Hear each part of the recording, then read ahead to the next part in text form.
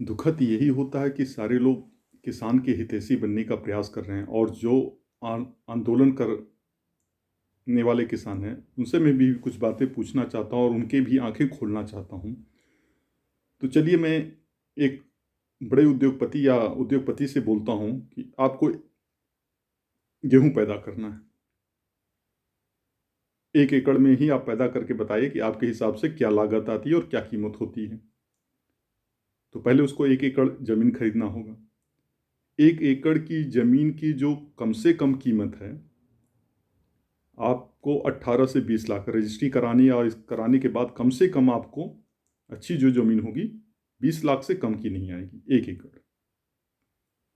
उस 1 एकड़ में गेहूं और धान की फसल लेता है।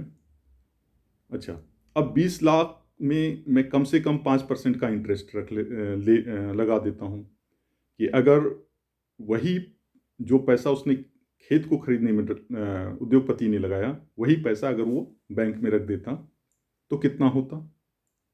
तो 5% के इंटरेस्ट के हिसाब से, ओनली 5%, हम ज़्यादा नहीं लगा रहे हैं, क्योंकि उद्योगपति 5% पे कभी नहीं खेलता। अगर आपको बाकी जगह पे है पर्सनल लोन है तो 10% से नीचे पे नहीं मिलता। तो 1 लाख रुपए हो गए।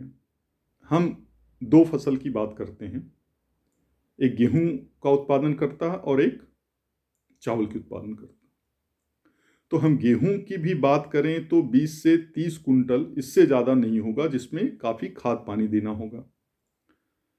वर्तमान में 15 रुपये से ज़्यादा कहीं भी नहीं मिलता, सरकारी जो भी दावे कर लें। मैं 20 रुपये मान लेता हूँ। तो 20, तो अगर मैं इस हिसाब से भी देखूं तो किसान का कोई मूल्य नहीं निकलता। फिर हमने ये कहा कि 50,000 आपका रेंट की वैल्यू हो गई, जो आपको बैंक से मिल जाता। उस पर 20 से अगर हमने 30, 20 से ज़्यादा हमने कहा, चलिए 30 कुंटल में मान लेता हूँ, मैक्सिमम मान लेता हूँ, बहुत ज़्यादा कुछ डाल दिया, स्पेशल खाद डाल दिया तो 30,000। उसमें भी पता चला कि इस हिसाब से हमने कुछ कैलकुलेशन किए कि कितना मजदूरी लगेगा, तो 1 किलो गेहूं का दाम 35 से ज़्यादा आया, 37 पॉइंट समथिंग आया था। मैं एक किसान के साथ बैठ के इसकी कैलकुलेशन कर रहा था, और इसी हिसाब से जब मैंने धान की बात किया तो उसने कहा कि 20 कुंटल से ज़्यादा तो धान कभी होगा नहीं। वो मैं जो ज़्यादा उत्पादन देते हैं उनकी बात करता हूँ, जो अच्छे वैरायटी के हैं उनका उत्पादन कम होता, पैसे मिलते हैं लेकिन उनका उत्पादन कम हो जाता है। तो उस हिसाब से 45 रुपये या कुछ के करीब धान की कीमत आई, जो सिंपल सी धान है। अभी हमने इस पे प्रॉफिट नहीं जोड़ा, अभी उद्योगपति का ये लागत ही निकल के आता। अब बताइए, इस पे से वो कम से कम 20, 30 या 40% अपना मार्जिन भी रखेगा। तो उस हिसाब से क्या सरकार जो अधिकतम मूल्य है उसका निर्धारण कर पा रही है या नहीं कर पा रही। तो पहले किसानों को इस बात की भी मांग करना चाहिए था कि भाई आप किस हिसाब से मूल्य का निर्धारण कर रहे हैं। अगर यही खेती उद्योगपति करे तो कितना कास्ट पड़ेगा।